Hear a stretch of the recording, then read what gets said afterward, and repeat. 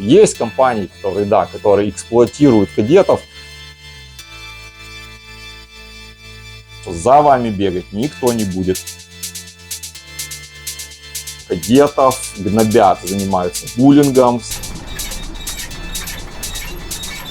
Забудьте сразу про все свои понты.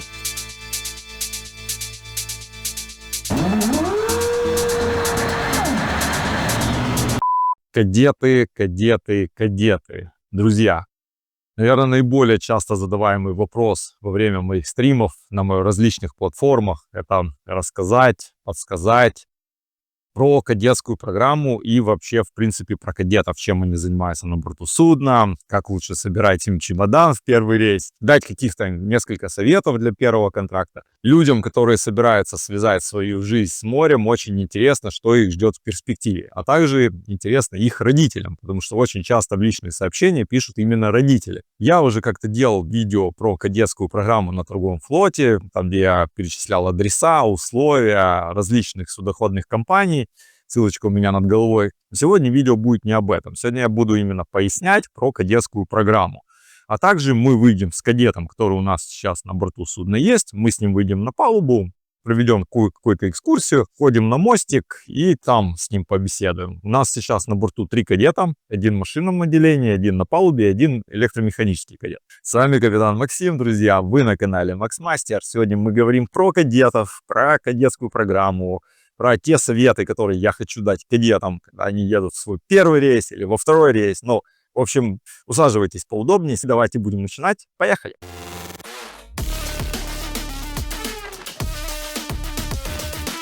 Сам формат видео будет повествовательным, но с элементами экскурсии. Я вам буду рассказывать то, что вы хотели услышать, то, о чем вы спрашивали. Плюс буду показывать, как мы ходили с кадетом по палубе. Он сам меня позвал, я не настаивал. У нас кадет сейчас Геннадий, ему 19 лет, учится на 2-м курсе в Одесской высшей национальной морской академии.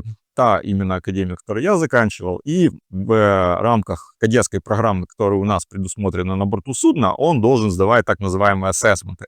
Но руководитель практики у него не я, а старший помощник. Но он попросил меня с ним пройтись на палубу и показать, что он знает. А знает он довольно-таки много, несмотря на то, что он первый раз в рейсе, первый контракт у него в жизни, и он всего на тот момент был, по-моему, 2,5 месяца на борту судна. Для такого короткого периода времени довольно обширные знания он уже подчерпнул. Сразу предупреждаю, что когда мы выходили на палубу, звук там будет не очень, поэтому я добавил субтитры. Читайте субтитры, можете их включить в настройках, вот там вот в описании видео я стрелочкой укажу, не знаю точно где это. Включите субтитры, потому что звук не очень хороший, мы не выходили целенаправленно снимать видео, просто я в процессе нашей вот такой вот экскурсии включил запись и начал снимать так, как получилось. Мануальный способ. Это нет, это с кнопки. С кнопки. Сначала мы включаем вот этот. Harbor Mode. Это ты что сделал сейчас? С авто в мануал перевел? Что это такое? Да, это мы перевели. Со стендбая перевел да, в этот мануальный режим. Просто зажимай кнопку. Давай. Триггер.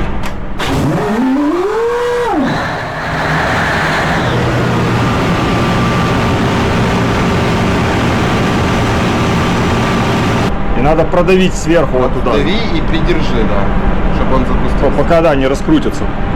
Дави вниз. Дави.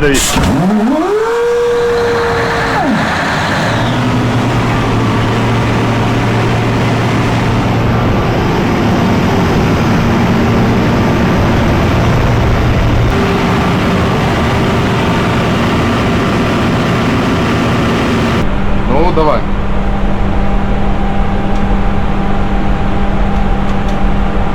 Бери ручку. Вот она, перед тобой. Кривой стартер называется. На Жигулях такой был. Ну ты просто Жигули не застал. Смотри, это дрейн открыт. Ты его запустишь, потом он продуется, ты закроешь, и он начнет набивать баллон. Но он открыт пускай будет. Все можно крутить. Вот так, да. Крути. Быстро.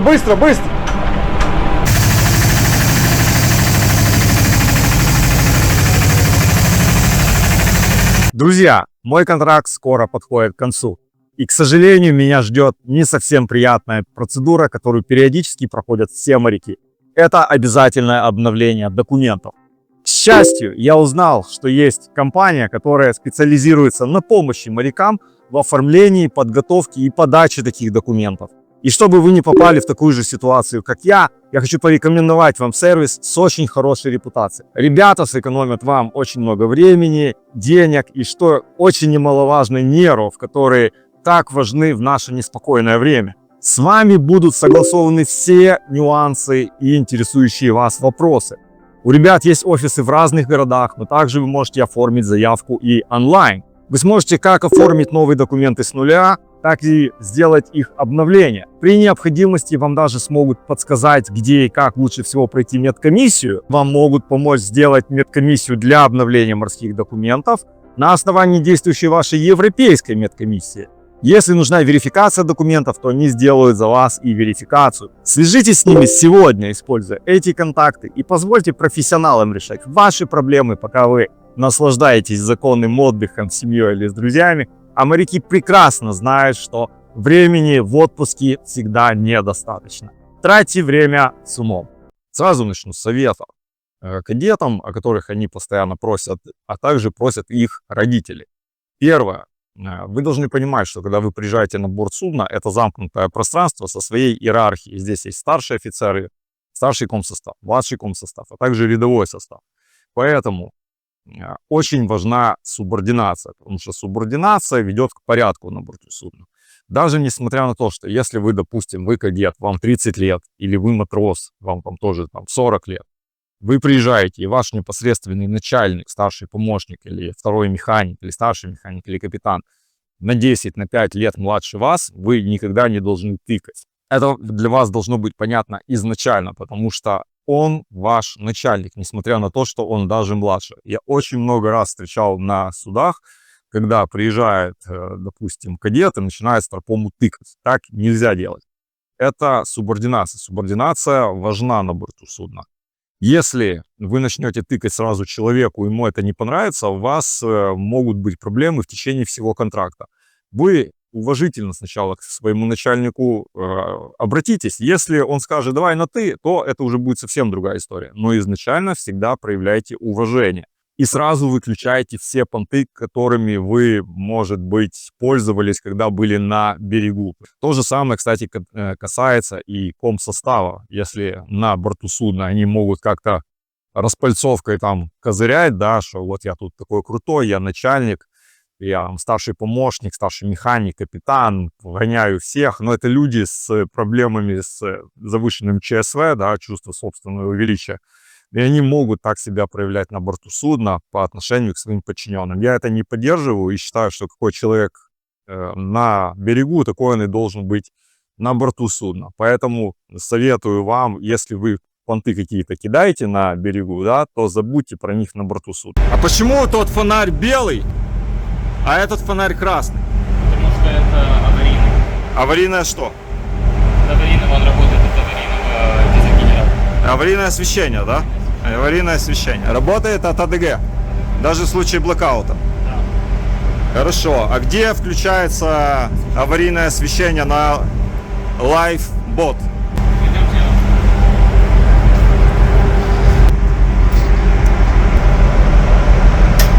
Давай, включай. О, видишь? Тот включился с моста, а этот включается только локально. Мне как-то написали, что отношение к кадету должно быть как отношение отца к своему сыну. То есть я, как капитан, должен относиться к кадету как к своему сыну. На самом деле, я считаю это неправильно. Нет, я отношусь к кадету как к неквалифицированному работнику, который приезжает на борт судна для обучения. Почему так? Ну, потому что отец своего сына может где-то холить, лелеять, да, где-то ему прощать что-то. Но кадет — это человек, который в будущем будет командующим офицером, будет командиром когда-то. И прививать ему вот это, то, что ему могут что-то простить, что-то где-то сказать, да ладно, забей, такого делать нельзя. Нет, нужно просто кадету дать понять, что он сделал неправильно, и, соответственно, направить его как бы в нужном направлении. Но относиться к нему по-отечески начальник не должен. Начальник должен относиться к нему как к неквалифицированному работнику. Просто потому, что у него не было возможности квалификацию эту получить. Кадет приезжает на борт судна, там, допустим, первый раз или второй раз, ему просто неоткуда брать знания, ни теоретические, ни практические. Ладно, теорию, может быть, он еще почерпнул где-то в институте, но практические знания он получает на борту судна.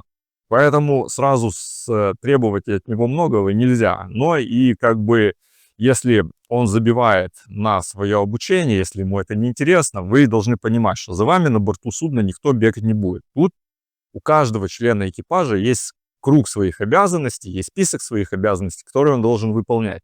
И просто бегать за кем-то для того, чтобы его обучать, тоже никто не будет. Вы должны в первую очередь показывать, что вам интересно обучение. Вы должны показывать, что вы мотивированы, что вы хотите почерпнуть знания, что вам интересен промоушен, что вам интересен путь по развитию вашей трудовой деятельности, повышение по карьерной лестнице и так далее. Тогда с вами будут работать по-другому. Зачем устанавливаешь FPD? FPD, prevention device, чтобы не отдавать шум. Чтобы если не выдержат основные веера, эти подстраховали, да?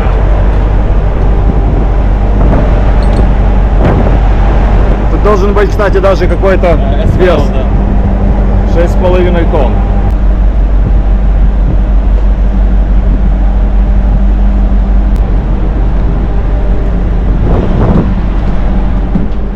Стартанешь, что можешь залазить. Скажи мне сразу, как вот, допустим, все залезли, да? Да. В шлюпку, вот тут вот сидит куча народу. И что, получается, один у нас на пароходе остается, не может вместе со всеми сесть, да? Получается, мы одного оставляем, и он погибает. Или как-то можно изнутри отдать вместе со всеми? Вот, продолжительно мы за него тянем, отдает шум. А где он там уходит? Ага. То есть сидит человек, когда все внутри, да, и отдает. Да, отдает, тянет продолжительно. Правильно. Давай, запускай мотор. Присаживайся. Включаем питание ран.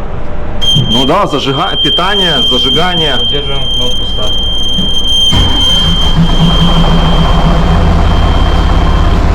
Все, отпускай. Отлично. Сейчас я проверяю там.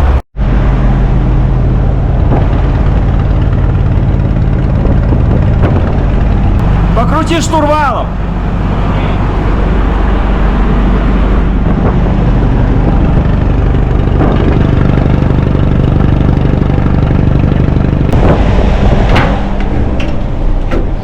Так, вижу мотор.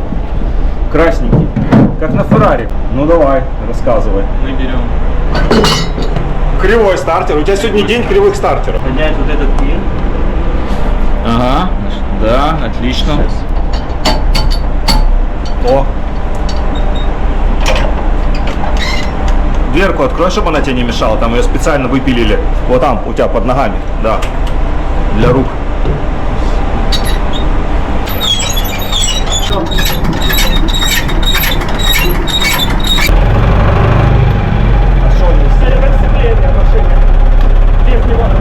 Есть компании, которые эксплуатируют кадетов просто за их зарплату там, в $500-600, как матросов. Это тоже неправильный путь. Мы стараемся на борту судна, вот где мы работаем, где я постоянно работаю, стараемся кадетов обучить морскому, как сказать, морской профессии, морскому ремеслу, с тем, чтобы они в дальнейшем стали квалифицированными работниками. Что такое EBD? Emergency Escape Breathing Device. На сколько минут? Его хватает на 15 минут. На 15 минут. Где International Shore Connection? International Shore Connection. Зачем он нужен, ты говоришь? Чтобы в случае пожара в порту не всегда бывают размер, вот это универсальный международный размер соединения. Поэтому International. Поэтому да. То есть с берега подается. С берега подается, да, вот шланг, такое вот. Да. И подсоединяется к нашему фланцу. А то что за огнетушитель? Это вообще пена. Точно? Пена, да. Откуда ты знаешь? Фом, да, написано. А вот это что такое желтое? Это баллон. Баллоны для чего? Для брифинг аппаратов. Для пожарников, да? Пожарников, чтобы они То есть вот это их костюмы, сьюиты. Вот это вот мы с тобой выяснили, да, что это? Да. Радиостанция. Это. Брифинг аппаратус. Да, это. Детские. Детские жилеты. Так, порошковые огнетушители, это ты сказал СО2. Это Фом-аппликатор. фом-аппликатор и International Shore Connection. Работает. Когда вы приезжаете на борт судна, если вы первый раз, да, вы первый раз на практике, сразу подойдите к старшему помощнику или ко второму механику, если вы машинный кадет. Попросите, чтобы вам четко объяснили круг ваших обязанностей и как вообще на судне в соответствии с политикой компании, потому что у каждой компании разная политика, как на судне нужно себя вести, когда вам нужно приходить на работу, какая процедура, допустим, если вы заболели, если у вас что-то пошло не так, что нужно сделать, кому нужно сообщить и так далее и тому подобное. Вы должны четко понимать, чем вы занимаетесь на борту судна. То есть у вас должны быть четкие указания. Делаешь то-то, то, стоишь вахту с 4 до 8, с 16 до 20, с тем-то помощником, в порту занимаешься тем, на ходу занимаешься другим. Возможно, вы отвечаете, не знаю, за какой-то судовой магазин, допустим. Ну, не во всех компаниях это разрешено. В частности, CMA-CGM кадет не может отвечать за судовой магазин. Он может помогать капитану, да, ну или офицеру, который за этот судовой магазин отвечает, но самостоятельно нет. Но это немножко мы отвлеклись. В общем, вам должен быть понятен круг ваших обязанностей и процедур, в соответствии с которыми вы будете работать на борту судна. Это важно. Это вам нужно выяснить сразу же с первых дней, буквально с первых часов после того, как вы попали на борт судна. Что вот это такое? Rescue-net. Для чего? Сеть Для спасения человека откуда? С воды. С воды. Отлично. О! Что за знаки? Это предупреждающие знаки, что перед выходом на палубу нужно одеть шлем, перчатки, комбинезон и Safety shoes. Ну или safety boots. Перечислим, да, список вещей, которые я бы советовал, на которые я бы советовал вам сразу обратить внимание. Первое – это субординация. Мы с вами выяснили, почему это важно, да. Второе – это забудьте сразу про все свои понты. Третье – выясните круг своих обязанностей, что вы делаете, в какой последовательности, с кем вы работаете и так далее. Четвертое, вам нужно узнать политику компании в отношении кадетов. То есть здесь важно, вас могут начать эксплуатировать как матроса, а по политике компании вы работать как матрос не должны. Поэтому это в ваших интересах. Пятое, вы должны понять, что за вами бегать никто не будет. Это в ваших интересах. Обучаться морскому делу, да, вы должны быть мотивированы в первую очередь. И последнее, немаловажное. Очень, кстати, было по этому поводу много писем от родителей, что кадетов гнобят, занимаются буллингом, старший комсостав занимается буллингом, гнобит их сыновей, дочерей и так далее. Если вы чувствуете к себе неадекватное отношение со стороны вашего непосредственного начальника, старшего помощника, второго механика, не бойтесь подходить к капитану Стармеху. Если там уже никаких действий не предпринимается, то всегда есть решение проблемы. Это офис, это DPA, Designated Person Ashore, они должны реагировать. Не знаю, за другие, за CMA-CGM могу четко сказать, что у нас это с этим очень сильно борется. Буллинг на борту судна недопустим. Это и моя позиция тоже. Если у меня на борту судна будут кого-то гнобить по национальному признаку или потому что человек какой-то не такой, тоже мне не расписали, что человек заикался, его из-за этого гнобили. Я такого человека, который занимается буллингом, отправлю домой в первом порту. Поверьте мне, я это сделаю, потому что я этих вещей не допускаю на борту своих судов. Это main, Main, да. Так, давай рассказывай, что тут у нас есть. Что вот это за emergency Это панель аварийной остановки. Насосы. Это насосы, да. Это вентиляции. На engine room, да, это все engine room. Это аварийная остановка этих трюмов. Подпалубные помещения. Подпалубные, да. Это уже надстройка. Accommodation. Да. То есть остановка вентиляции. Вентиляция, насос. Это fire alarm панель. Fire alarm панель, прекрасно. Минерва, да. В случае пожара. Срабатывание датчика, да? Датчика. Здесь выходит аларм, начинается fire alarm. Закрываются все двери. Автоматически. Автоматически, да. И потом уже дается fire alarm. Окей. Вот то, что за панель. Это включение-выключение тут у нас насоса. Пожарных. Пожарных насосов, да. Два основных. Два основных fire pump и аварийный Ну пожарный вот, насос. да, основной и аварийный. аварийный. А где аварийный у нас находится? Болтраст. А где болтраста? Баки. В самом низу, да? Вот это вот что такое? Это паблик адресист. Ну, это динамик, грубо Динамик. говоря, да? Можно тут сделать громче, тише. Давай сделаем громче. Давайте. Вот так вот. Так, это что такое? Это у нас релиз-кабинет на Engine Room. В случае чего. Система пожаротушения. Система пожаротушения, Какая? да, CO2. CO2. Пожаротушение водой. Watermist. Watermist система. Грубо говоря, который распыляет, как в кино вот это, да? У нас она не везде есть. У нас везде. некоторых Да, местах. везде. И сигнализация выходит в машинном отделении. Да, и на мосту. И на мосту, да. Так, здесь у нас тоже есть какие-то костюмы, да? Тут, да. А вот это что такое за что? Это хydropен. Гидропен. Сюда Да. обращаемся, да? Что за гидропен? Это девайс для тушения пожаров в контейнере. Внутри контейнера. Внутри поднимается гидропен к контейнеру, который непосредственно горит, и делает в нем отверстие Угу. и начинает Впрыскивает туда воду, да? впрыскивать воду. Это что такое? Отверстие. Breathing Air компрессор, да? А это? Это вот релиз-кабинет. Релиз Station для CO2, да? А это? Это темпера на какие? accommodation. Почему, а? Потому что accommodation. Это что? Это аварийный пожарный насос. Пуск. Пуск аварийного пожарного Да. насоса. Это главного пожарного насоса. Fire alarm панель. Окей. Ну и давайте сразу поговорим, если вы уже спрашиваете, про то, что с собой брать в первый рейс. Меня просили сделать видео про сборы чемодана. Но, честно, я не вижу смысла этого делать. Я вообще не вижу смысла снимать, как я собираю свой чемодан. Что вы там хотите увидеть в этом моем чемодане? Носки, трусы, одежда? Я могу просто вам посоветовать. Смотрите, во-первых, вы должны запомнить в том, что по морскому тарифу вы можете взять с собой не больше 40 килограмм. По факту у меня даже 20 никогда не получается. Но чемодан один не должен весить больше 23 килограмм, потому что профсоюзы тех, которые эти чемоданы перегружают, загружают в аэропортах, они типа 23 максимальный вес 1 килограмм одного чемодана. Что бы я посоветовал? Понятно, вещи вам нужны, вещи вы с собой возьмете в рейс, те, которые вы считаете нужными, да. Я обычно беру так, чтобы мне на неделю хватало нижнего белья и носков.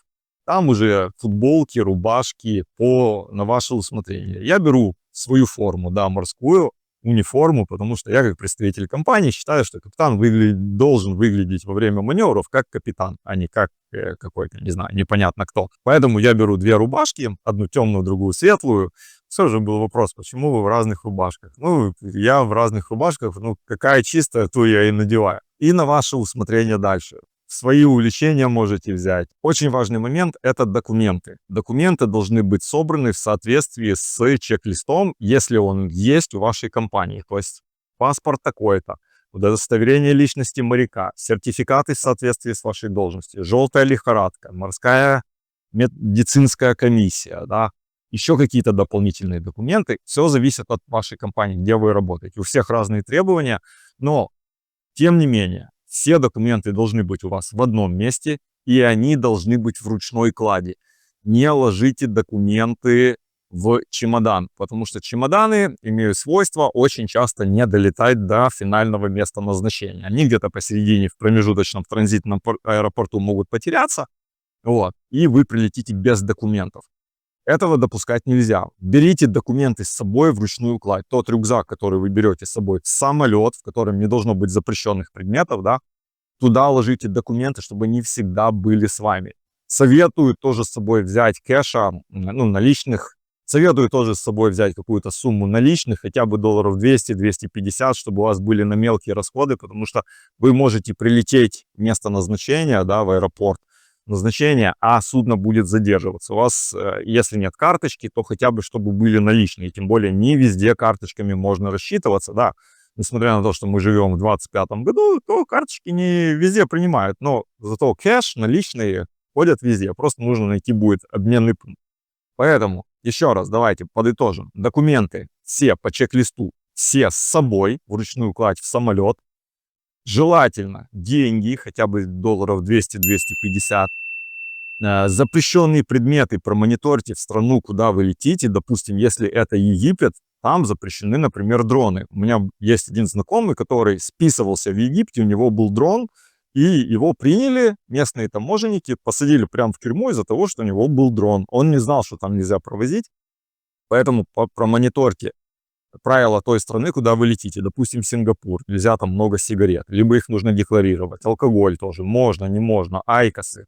Вот эти все вещи. Кстати, спрашивали про протеин. Протеины вы можете без проблем возить в любую страну, но чтобы он был запечатанный, чтобы не было вопросов, что это за порошок у вас там рассыпался в вашем чемодане, да. Банка с протеином или пакет с протеином без проблем можете везти куда угодно.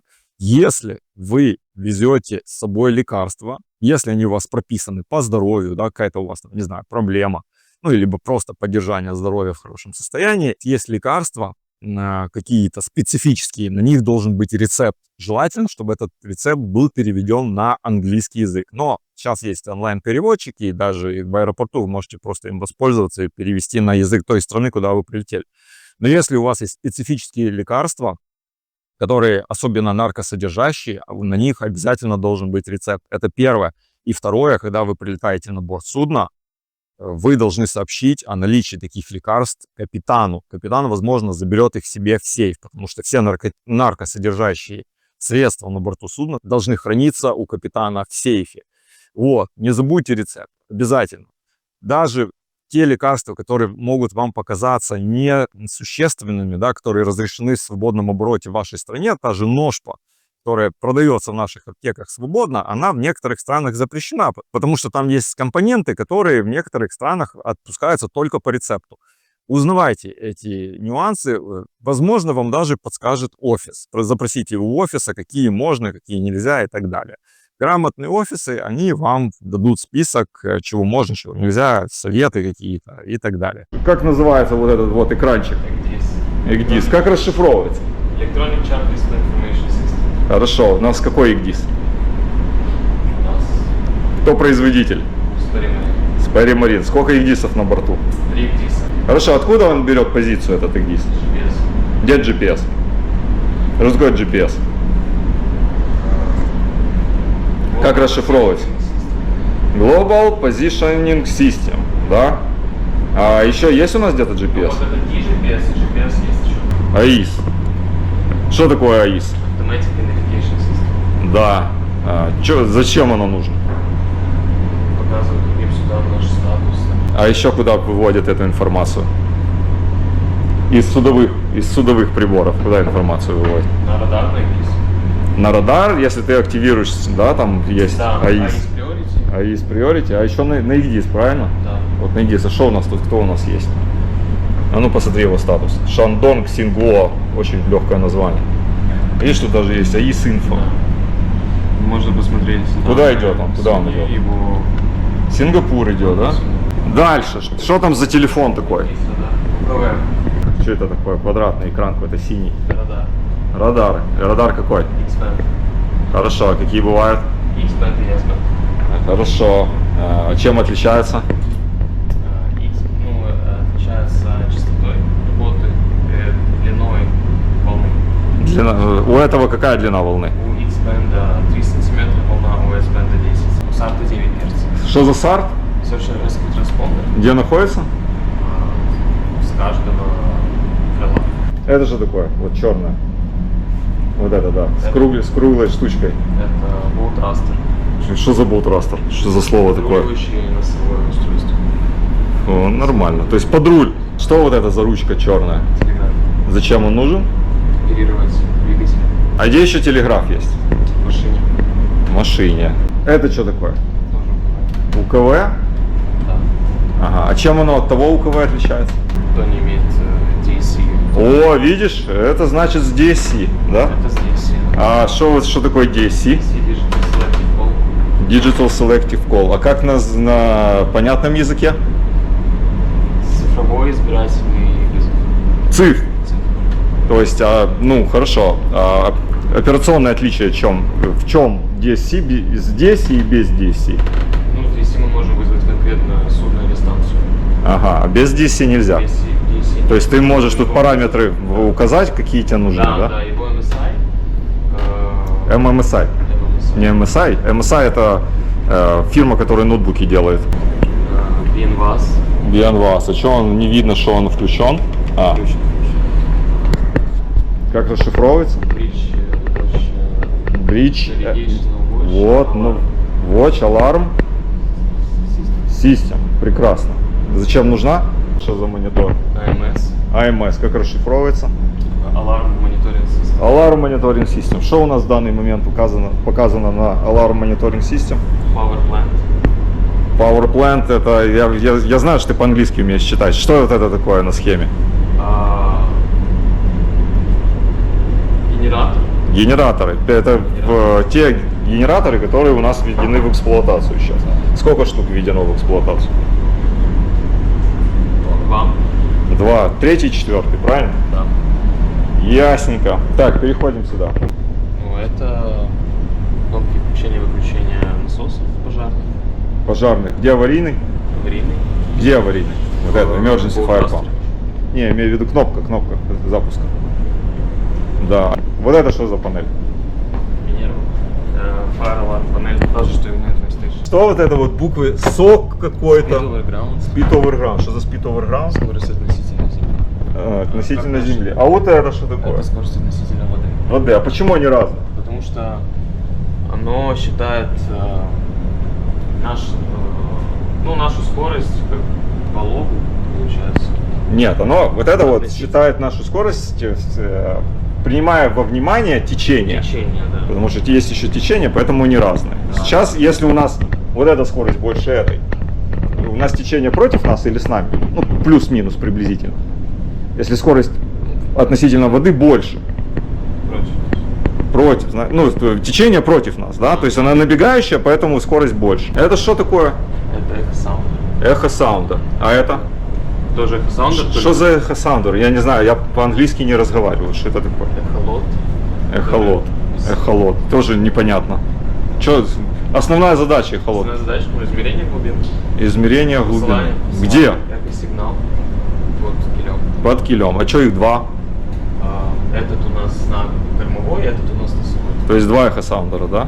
Да. Navtex как расшифровывается? Там прям Navtex. Navigational Tex. Tex. Техас. Receiver. Не? Нет. Может Телекс? Телек, да. О. Что там присылают на нем? Сообщения, навигационные какие-то опасности. Кого-то может спасти надо, да, SARS, Search and Rescue Operation. Погоду, да. Ну, такое всякое. Является ли Navtex частью GMDSS или нет, как ты думаешь? Да.